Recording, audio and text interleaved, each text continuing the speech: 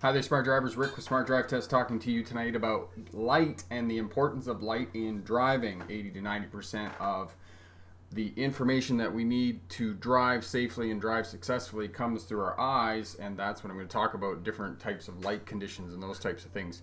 So that's what we're going to talk about tonight. We're going to talk about that as well. Any questions you might have about passing a road test, any class of license, not just a passenger vehicle, but motorcycles, trucks, buses as well. And a career as a truck or bus driver, we're going to help you with that as well. So ask us any questions that you might have in terms of passing a road test, starting a career as a CDL driver, or remaining crash free. And if you're new here, consider subscribing to the channel as well. Hit that thumbs up button. All of that helps us out and promotes the channel and helps people to be successful in earning their license on a road test. So Pablo is here. 6th like. Thank you very much, Pablo. Dave is here. What are we talking about today? Today we're talking about light and driving, Dave. So video and audio are good. That's great. Thanks so much, Corey. Corey is here. Bricks for Wheels. He is the moderator. So if you have any questions or we get some spam, as which we've had a couple of times in the past, Corey is really good at getting rid of that and calling that out for us and keeping the live stream clean for us as well. Corey's really good at getting videos up for you. For those of you who have questions, a lot of the topics I've already done videos on. So Corey will get that for you as well. Jim is here.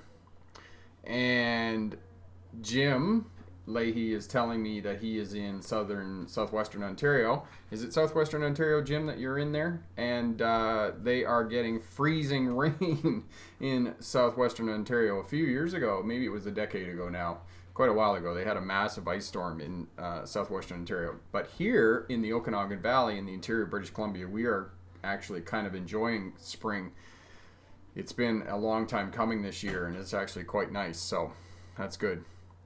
Okay, Dave, do you know what CC engine size means and how it affects driving? Yes, CC stands for cubic centimeter, Dave, and usually it applies to a motorcycle. So anything sort of in the 250 to 500 CC range on a motorcycle is going to be a beginner motorcycle. Anything 500 to 750 cc's, cubic centimeters, is going to be an intermediate bike, and then anything over 750 is a really big motorcycle. So if you have a racing motorcycle that's 1,000 cc's, that is a super fast motorcycle. A lot of the big Honda Goldwings, Harley Davidsons, those are all going to be 1,200 cc's, and those are really big bikes with a lot of power. So as well, what is a V6 and a V6 or a V12, Dave? I think you mean a V12. A V6 is essentially what happens is that the old inline cylinder pistons on an engine, the pistons used to go straight up and down like this.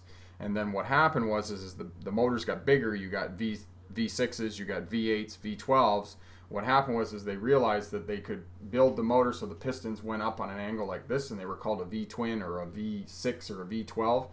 And a V8 engine, for example, is only going to take up the same amount of space inside the engine compartment as a 4-cylinder engine, because they're able to double up on the pistons inside the engine compartment. So making it a V8 or a V12 simply saves room inside of the engine compartment of your vehicle so that they can actually get the motor in there. So Rosa is here. Okay, Tommy is here from Oshawa, Ontario. Lots of freezing rain here. Yes, and be careful in the freezing rain, because the difference between freezing rain and ice is that freezing rain looks like rain when it falls from the atmosphere, but when it's cold, the surface is cold, so the cars are cold, the trees are cold and whatnot, and the rain freezes on contact, making it even more dangerous, because when you're driving, you actually think that freezing rain is rain as opposed to just freezing rain. So that's what makes it more dangerous than ice and snow and whatnot with freezing rain. So be careful with that for those of you there in southwestern Ontario driving and whatnot. So yeah. So did that answer your question, Dave, about V8 engines, V6 engines, and CC engines? All right. Okay, so it's really bad there. Made it. Ryan, how are you, Ryan? And it's freezing rain in Toronto in southwestern Ontario. I'm going to need to talk to my mom tonight. She's in Wingham, which is about 90 minutes north of London, Ontario there, and see what it's like. Richard Little, how are you tonight? And Rohan, you can ask general questions about driving right here. I'll be more than happy to answer. Can't see or hear. Okay. Corey did say, Jim, that it's working. Maybe, Corey, just send Jim an email there and tell him to restart his browser and see if that'll get going for him. Okay, perfect. So answered your questions there, Dave. And so we're going to get going. So again, just quickly, we're going to talk about light and driving tonight. And I have a brief presentation for you here, and I'll get started on that. And then anybody who has questions afterwards, I'll be more than happy to answer all your questions about passing a road test, safe driving, those types of things, and whatnot. And one of the other things, again, if you're new to Smart Drive Test helps new drivers get a license, veteran drivers to remain crash-free, and CDL drivers, commercial driver's license, to start a career as a truck or bus driver. So if you're new here, consider subscribing as well. Hit that thumbs up button for us, and show your support for the channel. And all of that promotes the channel and helps more people, because then YouTube likes us and puts us out there. Okay. The chat, Dave, the chat is delayed. It's probably about 30 seconds to a minute on the delay on the chat. Not too bad. Okay.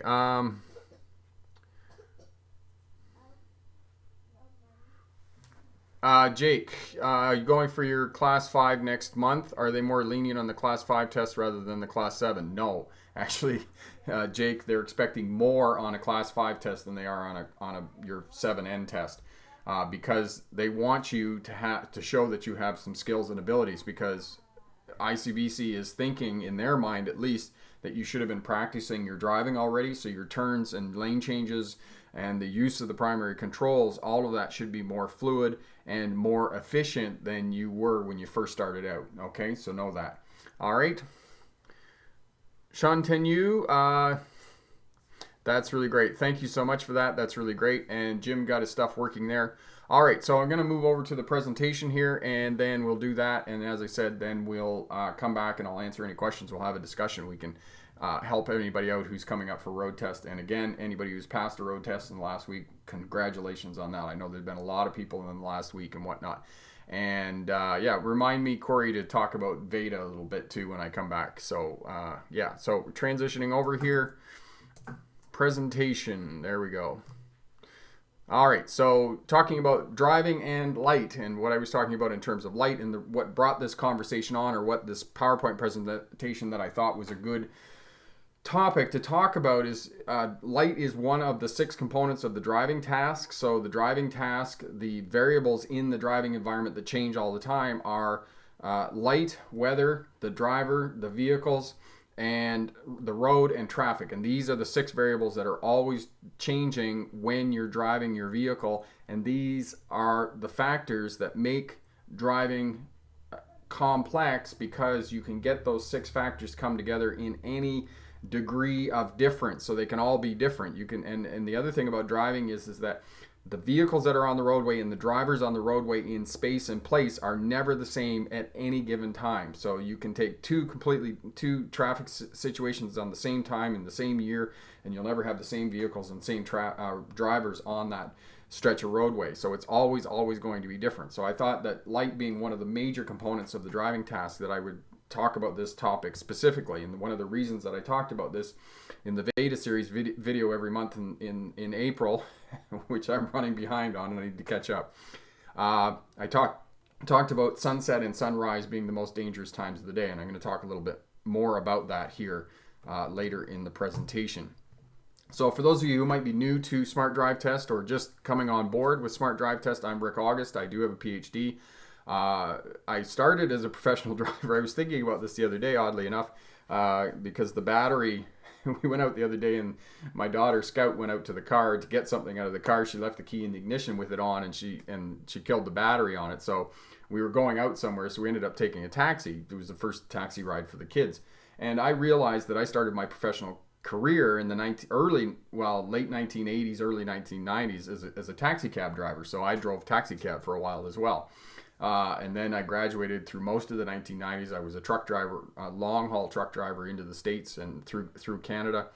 And then in 2002, I moved to Australia. And before starting my university degree, I drove buses for Greyhound, which was lots of fun and a bit of a difference from driving truck.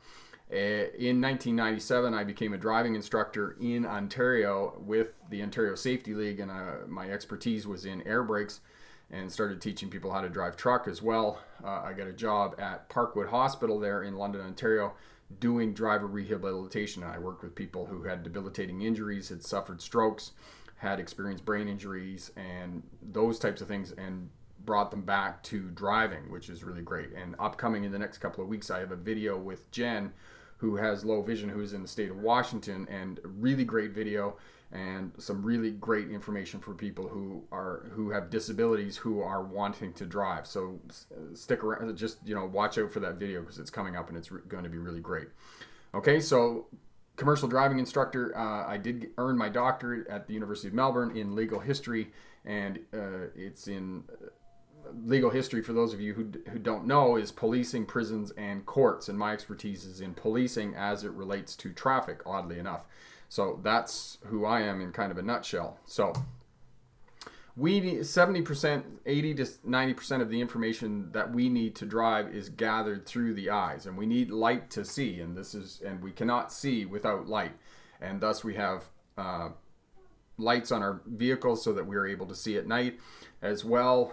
Here in Canada and other countries in the world, they have legislated that all new vehicles have to have daylight running lights, and the lights have to be on, and the reason for that is because cars are more visible when they don't have lights on. And there's a video here, and Corey might be able to dig this out. It's a pretty old video of being in the rain driving in Vancouver, and all of the vehicles have their lights on, and there's one vehicle that doesn't have his or her lights on, and it shows you just how difficult it is to see that vehicle in overcast skies with the rain on. And there are many states in the United States and other places in the world that have windshield wipers on, turn your lights on, and it just increases visibility of you to other traffic. And at night, our ability to see as human beings is reduced by half. And as one smart driver left a comment after I put up the driving at night video, and she said, driving at night is like driving on another planet. And I couldn't come up with a better analogy. That was just really brilliant in what that smart driver said about driving at night and how difficult it is.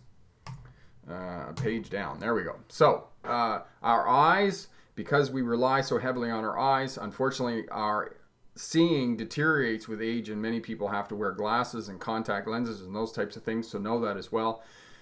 In terms of driving, we also rely on eye-hand coordination, and reaction time is the time we see an object to the time we react. So this is another piece that's going on with people who may be driving and experiencing and have disabilities who are learning to drive, is that hand-eye coordination. And for new drivers, this is something that is difficult for them, because I've talked about in other videos about hazard perception and building that lexicon of hazards on the roadway. And because of that driving task that I talked about earlier, the driver, the vehicle, light, weather, road, and traffic, and those things changing all the time, in one traffic situation it's going to be completely innocuous, and in another driving situation it's going to be very harmful and very dangerous to the driver or rider, whoever is on the roadway.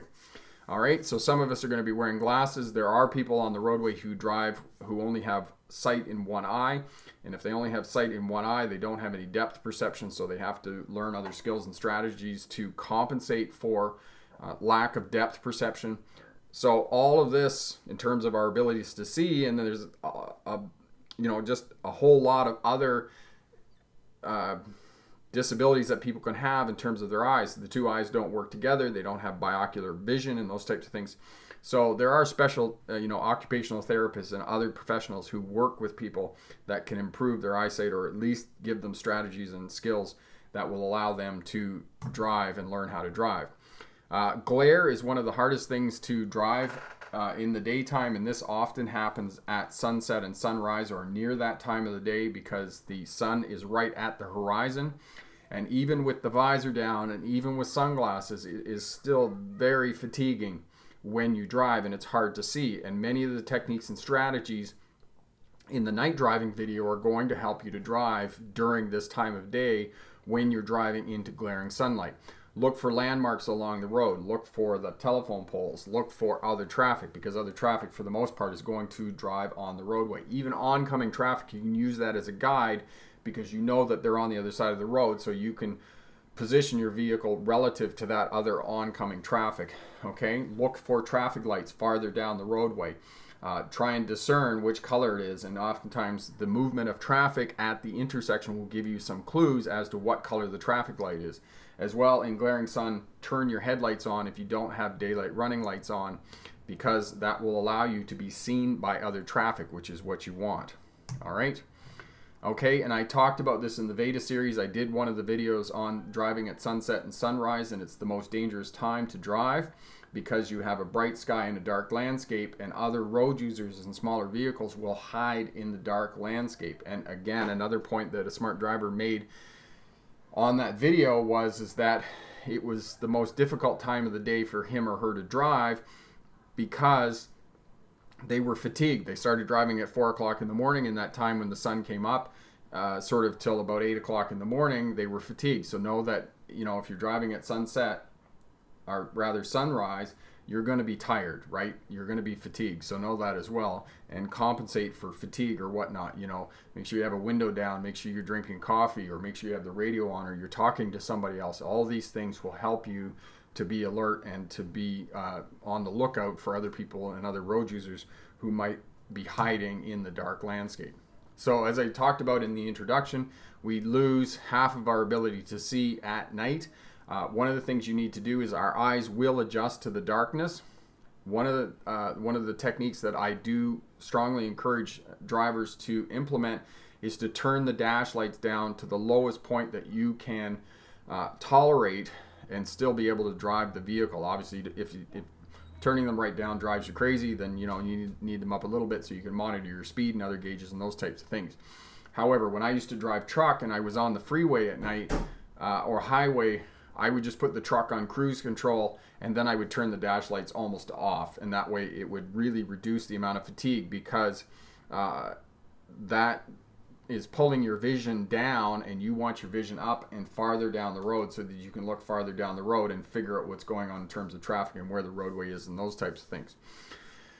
And the last point, and the point that I've made before in the driving videos at night, is that the farther you get away from urban areas, the less ambient light you're going to have from street lights and those types of things, and the more you're going to rely on your headlights. And the more you rely on your headlights, the more you're going to have to find landmarks in the landscape, because it's going to be harder to find the roadway and those types of things, and that's going to be your biggest skill when driving at night.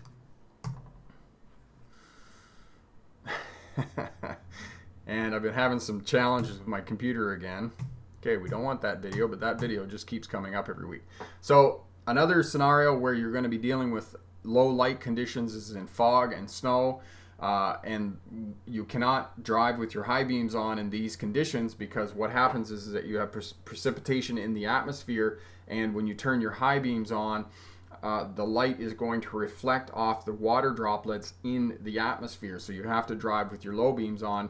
So therefore, you're not going to have as much light to be able to see as far. As well, it's going to be obscured by fog and snow, and other elements in, weather patterns or whatnot are going to affect the amount of light that you have. So you're going to have to slow down. If you can get other vehicles and follow other vehicles, that's the best thing to do. But if you're in the lead here, as you can see in the image, you're going to need to slow down, and you're going to have to look for landmarks in the environment. You can see the guardrail here with the post. That's going to be one thing. You're going to see the trees along the roadway and utility poles. All of those are going to serve as landmarks when you're driving in these types of condition. Okay, so in the Veda series, one of the videos I talked about driving at night in the rain in urban environments, which can be quite difficult because there's a lot of reflection from the light off the water on the road surface and other surfaces in the urban environment. So that reflection is going to make it very difficult to see. So again, look farther down the road. Try not to get drawn in, because your eyes get drawn into where the light is, and that's what tires you out. That's what deceives you when you're driving and those types of things. And especially if it's raining heavily and you get all of this reflection in the urban environment, it's really dangerous to drive at this time. And if you're just feeling uncomfortable or it's beyond your skill level, then I just suggest you pull over somewhere and wait for the rain to abate a little bit, because oftentimes it's only 20 minutes that it's going to rain, and you can then carry on your way and be safer because you're not dealing with both the reflection from the roadway and the heavy amounts of rain that are coming down. So know that as well, okay? And that's the reason it's going to be difficult in urban areas, is because of the vast amount of light that's reflecting off these wet surfaces. All right, so fatigue and night driving, I did touch on this briefly about the smart driver who mentioned that he had difficulty driving in early morning when he got up and started to work at 4 o'clock in the morning as a CDL driver. And again, turn down your dash lights. Don't look at other vehicles' lights that are coming towards you. Look down to the right or outer edge of the roadway. For those of you in the world that might be driving on the left side of the road, look to the outer edge of the roadway. If there is a fog line, and the fog line is that white line on the outer edge of the roadway, and use that to guide yourself. But don't sort of get locked into looking at that. Make sure you're looking farther down the road as well. But try not to look into the lights of the oncoming vehicles, because that's going to reduce your night vision, and you want to try and protect your night vision when you're driving at night. And again, one of the other things, if you're driving very early in the morning, so if you're sort of between midnight and 5 a.m. in the morning, one of the things that I do when I'm driving on freeways on those types of things is I will drive on the center line between the 2 lanes of traffic. I'll keep an eye out for traffic behind me, but oftentimes I will just sit on that line, because you've got more room for animals coming out on the roadway at night, and as well you've got that guide of going down the roadway, and there's just a lot of benefits to it. But really you got to pay attention to the mirrors and keep other traffic that's coming up behind you, because obviously you're sitting in 2 lanes of traffic. But it is one of the techniques that I employ when I'm driving in the early morning when there's very little traffic on the roadway, and I'm tired and I'm driving in the middle of the night.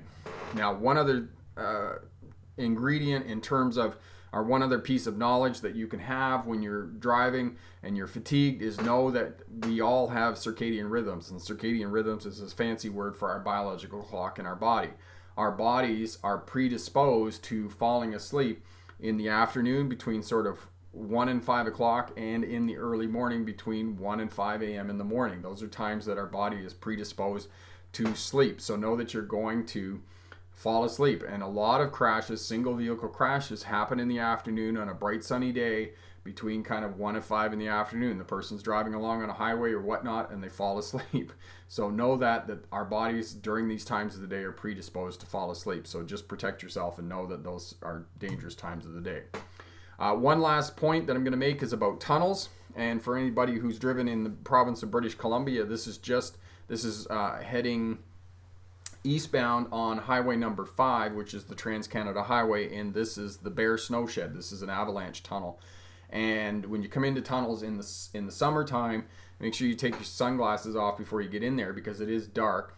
And follow other traffic is going to be one of your landmarks. The other landmark, as you can see here in the image, you can see the lights inside of the tunnel. Follow the lights, because the lights are going to serve as a landmark that you can follow through the tunnel. And then know when you're going to be coming out of the other side of the tunnel, especially here because you're climbing the Coquihalla Summit. And on the other side of this, there will be trucks in the far right lane that are going slow. So know that as well when you come out of the tunnel. And other tunnels in Vancouver, in the United States, in Baltimore, and places like that, there's going to be tunnels. Know that when you emerge from the other side of the tunnel, to be on the lookout for slow-moving vehicles that might be over in the right-hand lane. For those of you driving on the left side of the road in the world, be looking for slow-moving vehicles on the outside lanes and those types of things when you emerge from tunnels. Okay, so that's a little bit of information about light and the impact that light plays in terms of our abilities to drive. And again, 80 to 90% of the information that we gather to drive safely is gathered through the eyes. So know the health of your eyes and whether you need to wear glasses, if that's a restriction on your license and those types of things. And in different situations, it's going to be more difficult to see. At night, our ability to see is reduced by half in glaring sun. How are you going to see in glaring sun? In urban environments, when it's raining at night, you're going to have a lot of reflection off the roadways. And then when you're driving at night, try and protect your night vision by turning down your dash lights and not looking at the lights of oncoming vehicles and whatnot. So if you have a road test coming up in the next week or so, good luck on that road test. And remember, pick the best answer.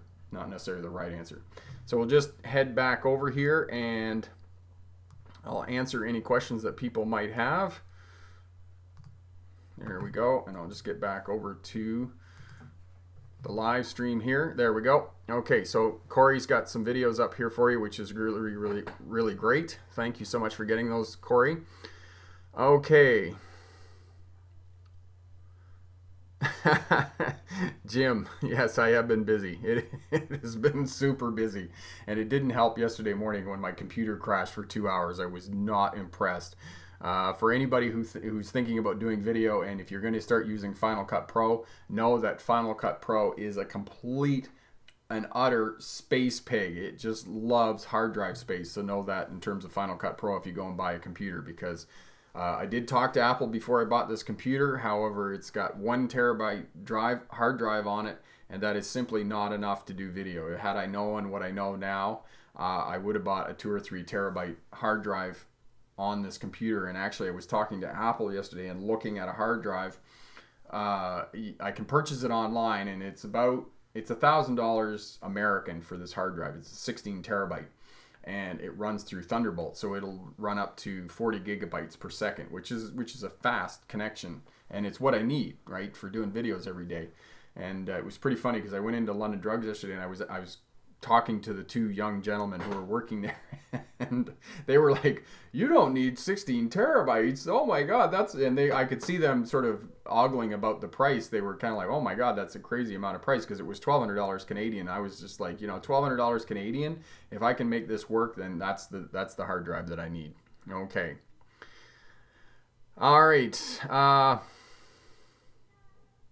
Dira, you're very welcome. All About Vehicles. Yes, how are you? Almost 50K. Wish you all the best. Yes, thank you. Yeah.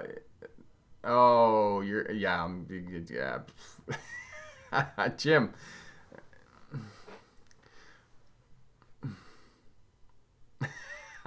Jim.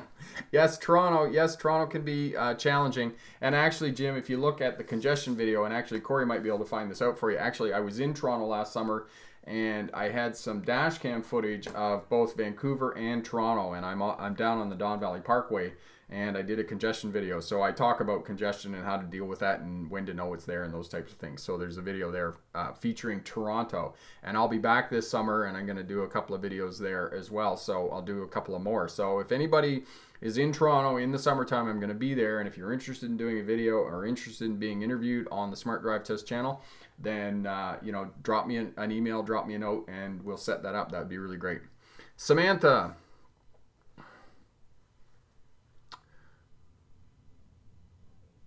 Okay, to do written tests and where I go for disabilities to go. Okay, Samantha, can you reword that question, because I'm not sure what you're asking me. Are you asking me where you go to get help to learn how to drive with disabilities? Is that what you're asking me, Samantha? Just reiterate that for me if you would.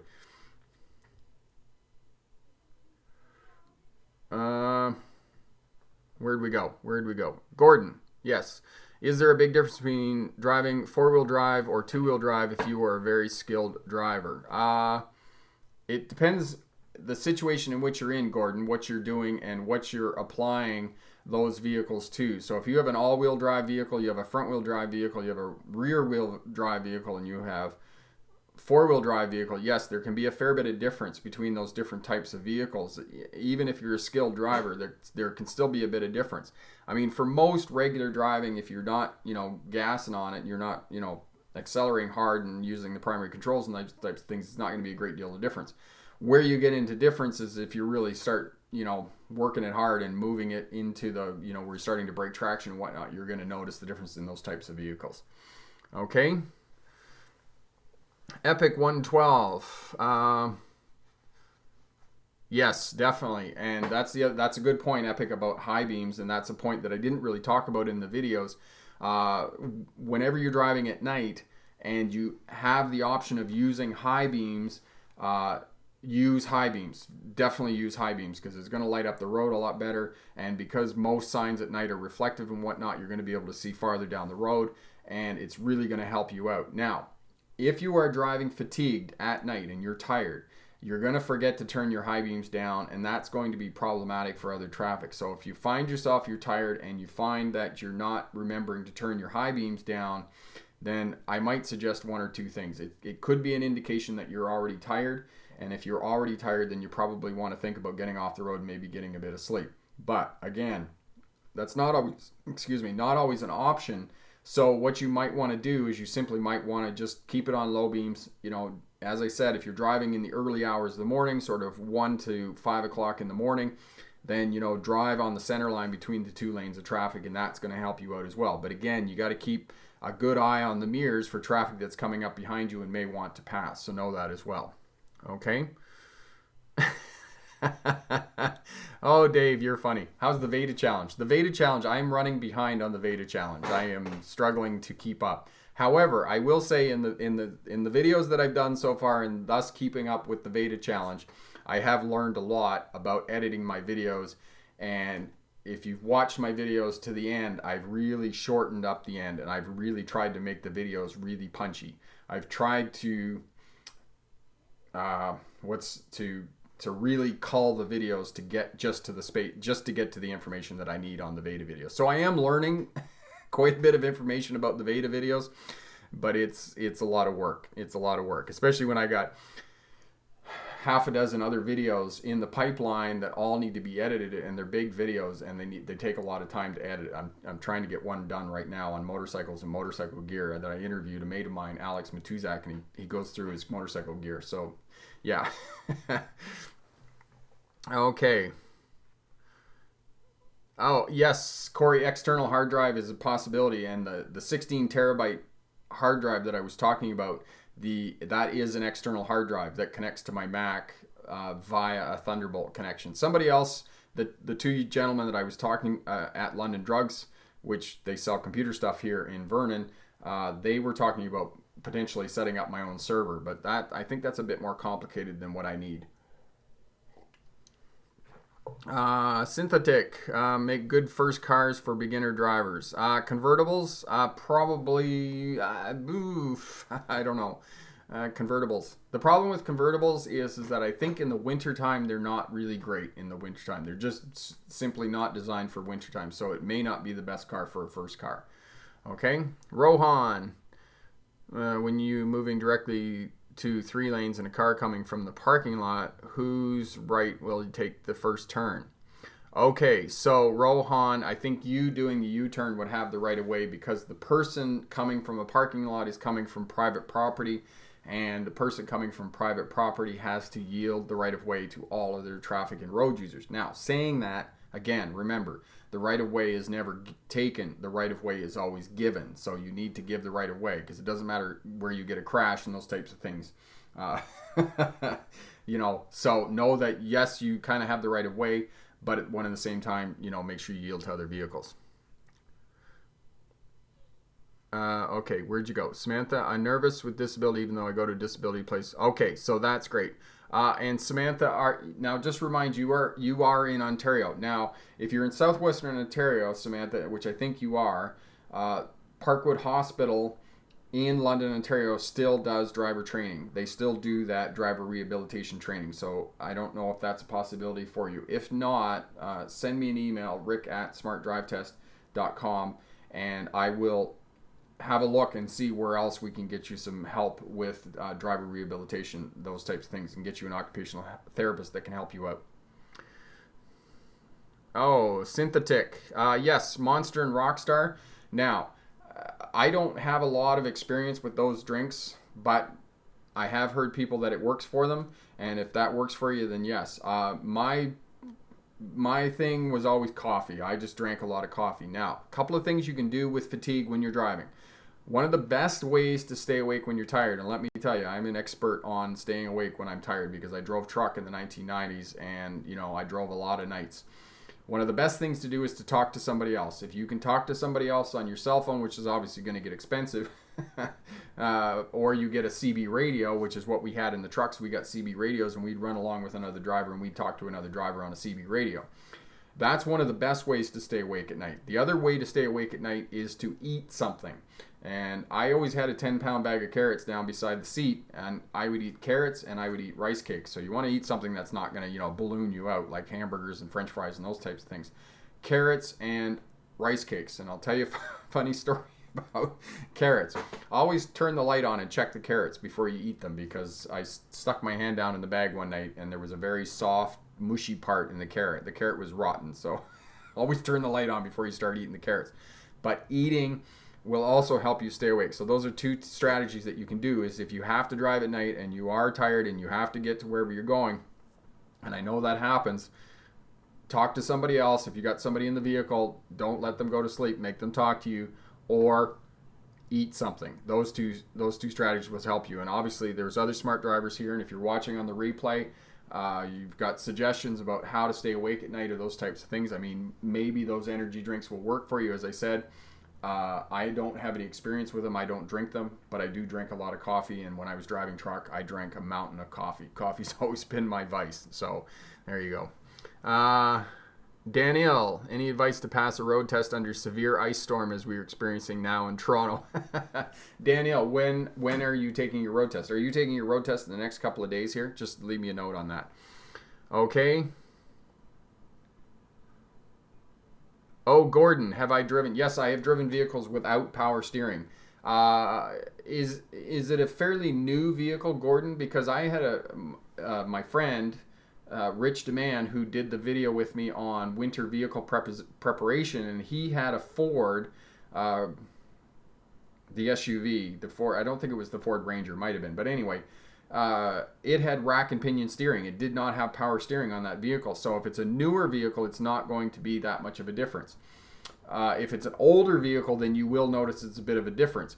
One of the things that you're going to notice specifically in a vehicle that doesn't have power steering is that you're not going to be able to dry steer. And what I mean by dry steer is that you're not going to be able to turn the steering wheel without a lot of wrestling and power, unless the vehicle is moving. So the trick to power steering is that, or not having power steering in the vehicle is that you have to get it moving in order to be able to move the steering wheel. That's the trick with it. So, okay, so it's going to be on Wednesday. Well, let's hope, Danielle, that it clears up by Wednesday. But what I would suggest you in terms of ice on the roadways, Danielle, they'll have most of the main roads cleared out. It's going to be when you get into the residential areas that you're going to get, it's going to be more slippery. Have a look at the video here on driving on snow and ice in the cold. That's really great. Corey got that for you. And Corey will also dig out the video for you on passing your road test in the winter on snow and ice. I was just looking to see if that was the video that Corey had pulled out for us. So have a look at that as well. But essentially, if it's ice and those types of things, you don't have to be as exact as you do in the summertime when you have road markings and those types of things, because there's a little bit of discretion on the part of the driving examiner. They're going to give you a little bit of leeway in terms of taking your road test. So don't panic too much, okay? Just start braking early, test out the roadway and make sure that there's good traction, that you're going to be able to get stopped. So stop farther back and then creep up to the light. And all of that, those videos will go over all of that for you to be able to pass your road test in the ice and snow. But hopefully it's going to clear up for you by Wednesday, okay? Okay. Purple carrots. There you go. Antioxidants.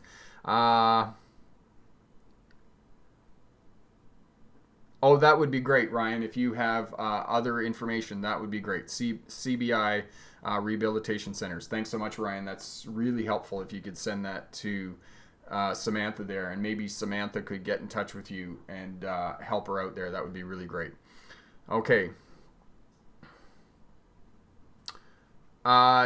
Dave, in terms of how long should you drive for per time if you want to max your driving time? Now, Dave, are you talking about a CDL vehicle? Because if you're talking about a CDL vehicle, that's going to be a little bit different answer than what I would tell you for a passenger vehicle.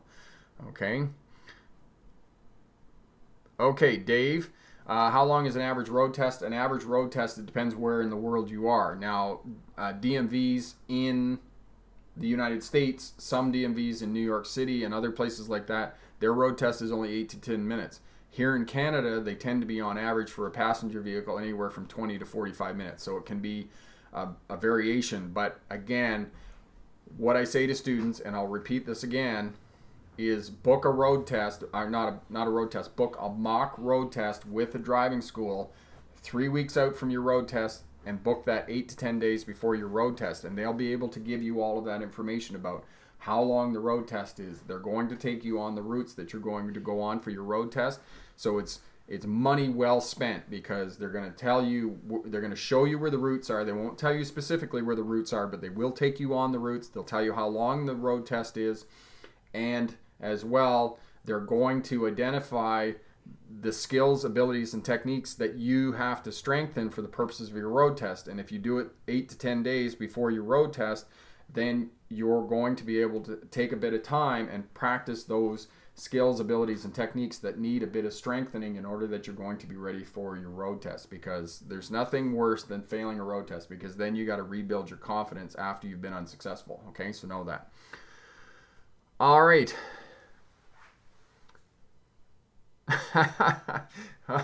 You guys are really getting hammered in the east there. So Matt was just saying that they got 18 inches of snow in Wausau, Wisconsin since last Friday, and still falling. 18 inches. That's crazy. That's a lot of snow. Okay, sad man. Mental illness. It depends how severe it is, again, and sad man. You're going to need an evaluation. You're going to need a driving evaluation. And again, Ryan and Samantha, this is what they're talking about in terms of a disability. You'll need to go to a driver rehabilitation center, and they'll be able to help you out. There'll be an occupational therapist and oftentimes a driving instructor. And those two professionals will take you out for a road test, and they'll assess your abilities, and they will give you feedback about whether you are a candidate that can be trained, and you can receive training in a specialized vehicle, or receive skills and training and those types of things that will help you out so that you can be successful and work towards getting a license. Okay, so Dave, okay, so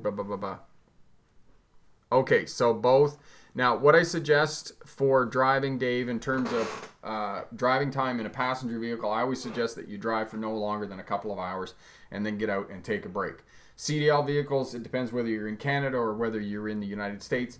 In Canada, you can drive for a maximum of 13 hours, and you have to have 2 breaks, not less than 30 minutes, that add up to a total of 2 hours during the day. So essentially what Canadian officials are trying to do with hours of service regulations is, over the course of a 13-hour day, they want you to have 2 breaks, and they simply want you to break up the driving time into 3 4-hour sections, is essentially what they're trying to do. And that way you have a good hour break, and then you drive another 4 hours, and then you have a good hour break. And that's what they're trying to do in Canada. In the United States, it's a little bit different.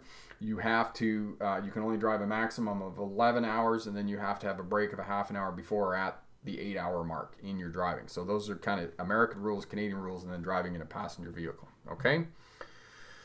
All right. So there we go. Okay, and Sam is here. Hello, Sam. You are most welcome, sad man. Good. Everybody's here. Sad man for CDL. Again, sad man, I don't know what it would be for a CDL license. Oh, okay.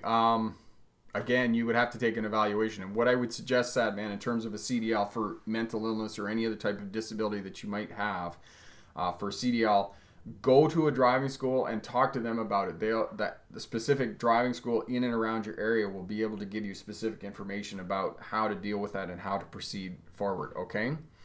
All right. So Samantha's in Colorado. There are definitely organizations and authorities in place in Colorado that would also be able to help you out, Samantha rather. Sorry.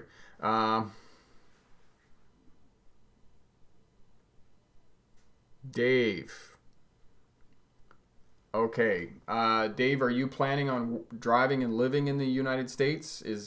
Because if you are, then I would suggest you wait till New York. If you're not going to live and drive in the United States, then get your license in Toronto. Okay? So that's what I would suggest. Anthony. Taking a road test, do you blow the horn at the beginning and end of your backups? Anthony, okay. Sam is here. Sam, Anthony's asking, he's in New York State. Do they beep the horn before they back up for the purposes of a road test? Sam will be able to tell us that, Anthony. Okay. Samantha, you are most welcome. Ryan. There we go. Ryan, that's really great. I appreciate you helping Samantha out there.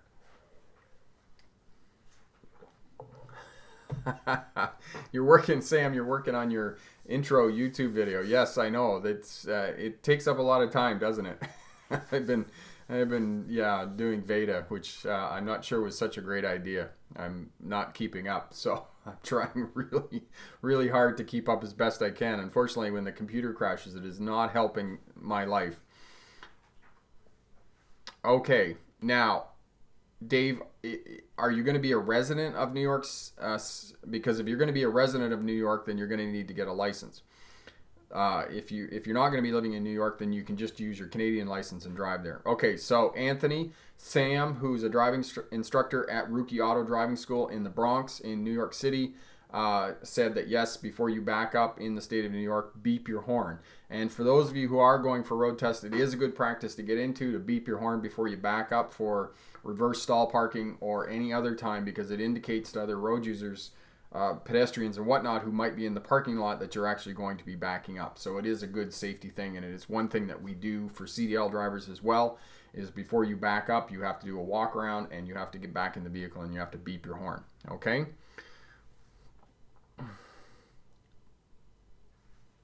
Okay, Gordon, push-pull method. I'm not a big fan of the push-pull method, probably because of CDL vehicles, and a lot of times I have to get into a CDL vehicle, and especially when I'm backing up, you really got to move that steering wheel really quickly.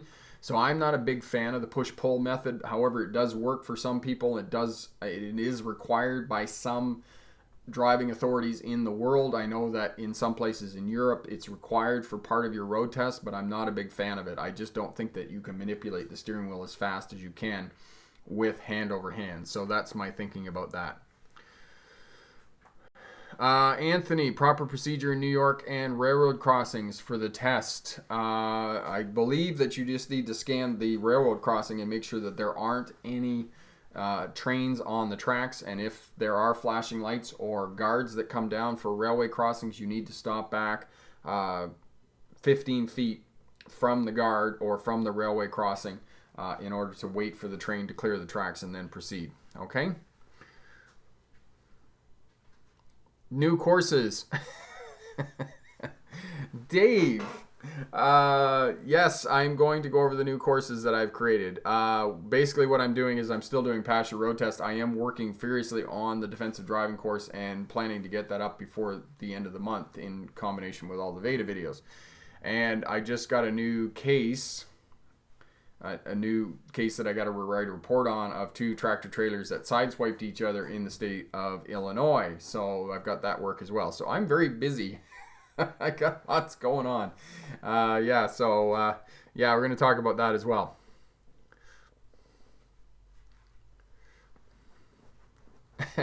Thanks, Matt. I'm glad that you realize that. Yes, it is. You just give it a little beep, and then, because the other thing, Matt, about that in terms of beeping your horn before you back up is that we as drivers, and Corey might be able to dig this video out for you on sound, is that we react to sound first. And that's why we react so sort of violently when people honk their horn at us when we're driving, because that's what we react to first. And it's also a technique in martial arts when people scream before they hit you and deliver the killing blow, is because it distracts you and overwhelms you. And it's also taiko drums in Japan. They used to play taiko drums when they were going into battle because the sound of the drums overwhelmed people, overwhelmed the enemy, and allowed them to go into battle and to claim victory. So yeah, it's a good technique to get people's attention. That was kind of a long explanation for a short answer there.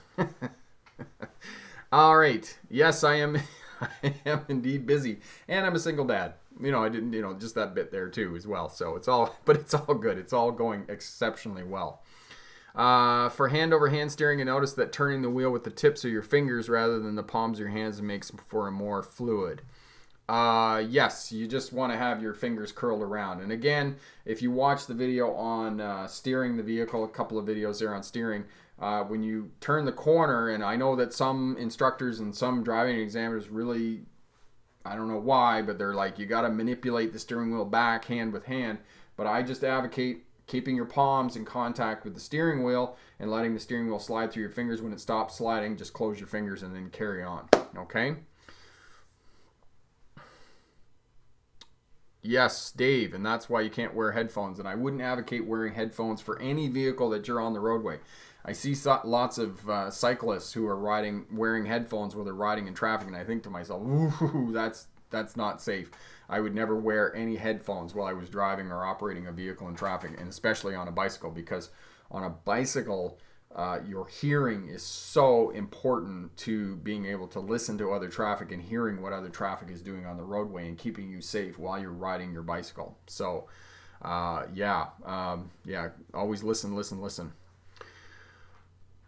All right. Anthony, you are most welcome, and thank you so much for the stellar endorsement there. Michael, I passed my road test. It was easy. She even said I was her best driver of the day. Thank you so much for your videos. Thank you so much for Michael. That was really awesome for that endorsement, and that is really, really great. Okay, so sound and driving. There you go. Corey put that up for you. Yes, and taxi drivers. Yes. Yeah, there you go. Yeah, so don't wear headphones. I really don't recommend it. And in this video here on sound and driving, the reason I put that video up is because one day I was driving while I was doing a video, oddly enough, so I had a bit of footage with it, and I came up to the intersection, and it was blocked by trees on the left-hand side, but I had my window down because it was the summertime, and when I had the window down and I was stopped at the intersection, I could hear the car coming. I couldn't see the car, but I could hear it coming, and it just emphasized to me the importance of sound when you're driving. And I would say, that if 80% of the information that we need for driving comes through our eyes and through light in our driving environment, I would guess that another 12% is through sound and how important sound is. And the other thing about sound is that we listen to our machine, whatever we're driving, our truck, a car, or a bus, or whatnot, then that makes it as well. Okay? There you go. And it's not a very long video. I think it's short. Okay? Dave, when you're talking about high suspension truck, you're talking about one that's lifted, the suspension is lifted. If that's what you're talking about, one of the reasons that some of these trucks are lifted, especially for riggers, people who work on oil rigs in northern Alberta and other remote places, the only way that you can get into some of these places in the spring and fall when there's a lot of rain and wet and whatnot is with these jacked up trucks. You need a lot of high clearance for these trucks to be able to get in and out of these places. That's one of the reasons why they're jacked up. Now, on the other hand, they're jacked up because the vehicle is simply pimped out and it's some young person driving the vehicle. So that's the other reason that they're pimped out and those types of things. Okay? Yes, lifted. Yes. Sebastian. Yes, play the music loud. And yes, thank you so much, Sam. Sam is encouraging people to give it a thumbs up. And if you're watching on the replay, please consider subscribing. Please give it a thumbs up. We appreciate all of that. And by all means, check out Sam's YouTube channel as well. Sam is doing videos for those of you who are there in New York and in the United States, and really helpful information. Anything we can do to help you guys be successful on your road test and pass your road test, that's what we're here and that's what we're helping you for. Samantha, I had never heard that before, that the push-pull method is called milking the cow. That's funny. You sure you didn't grow up in Wisconsin? Because that seems apropos. Sebastian. No, you can continue to play your music really loud. There is a place for playing your music really loud. I mean, when you're on the interstate with the... you're on cruise control and you're in good conditions, then yeah, play the music loud. Get one of those AC/DC tunes going. It's really great. There's nothing better than being on the freeway and, listening to that music. Okay. There you go. Okay, so Sam uses it and he's in the Bronx calling it milking the cow as well, and that's what he tells them, so that's really funny. Dave...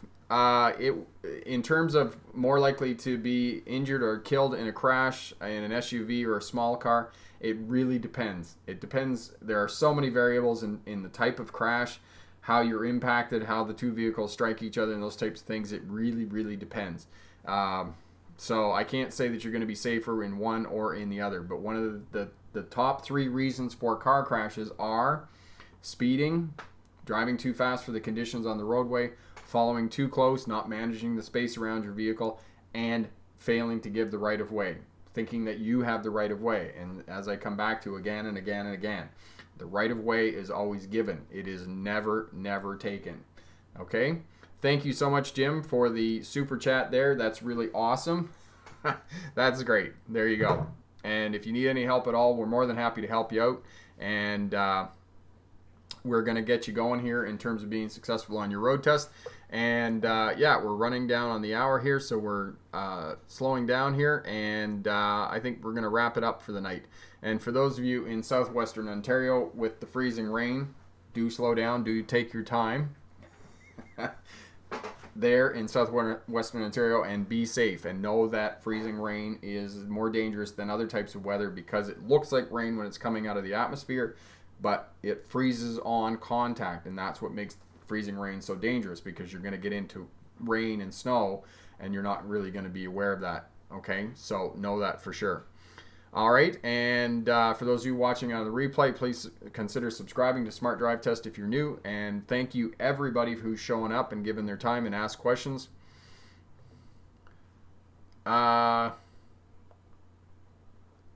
You should show us. Okay, Dave. One of the secrets I'll tell you about buying a car, and I'll just leave it on this. There you go. There's Sam's YouTube channel, Driving Lessons by Big Mac Sam. That's driving Sam. He's with Rookie Driving School. He's a driving instructor in Bronx in New York. So one tip, and I'll leave it here. So buying a car, one of the things that we think, or kind of duped to think, is that if we go in and offer cash for buying a new car, that they're going to give us a better price, which that's not true. Actually, a car salesman told me a few years ago that you want them to think that you're going to finance the vehicle, because if you're going to finance the vehicle, they get a kickback from the finance institute. So there's more money involved for them than there is if you pay cash. So that's another way that you can get it less expensive. You can get the car for a less price. All right, so thank you everybody for showing up. If anybody has any questions or anybody wants to get in touch with me, leave a comment down in the comment section there. Hit the thumbs up button, hit that like button, subscribe if you haven't already subscribed. And yes, Corey, Veda, video every month in the day of April. We're working on Veda. We're getting caught up. We're going to get caught up this week. And yes, by all means, share the videos around, subscribe, and I'm doing my best to keep up on those, and I'll see if I can get 30 done by the end of the month. So thank you, everybody. Good luck in your road test, and for those who have passed a road test in the last week, congratulations on that. And remember, pick the best answer, not necessarily the right answer. Have a great night. Bye now.